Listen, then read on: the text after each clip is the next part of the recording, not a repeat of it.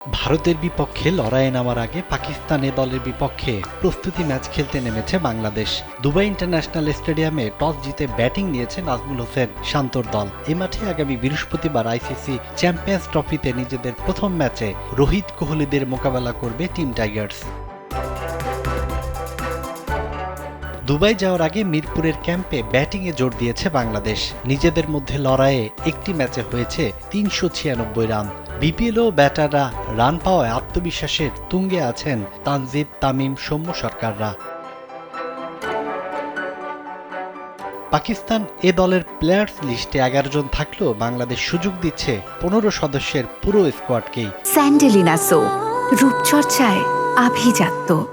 প্রস্তুতি ম্যাচ বলেই যখন যাকে প্রয়োজন তাকেই ব্যাটিংয়ে বা বোলিংয়ে নামানোর সুযোগ থাকে। নিয়ম মেনেই সুযোগটা কাজে লাগাচ্ছে বাংলাদেশ।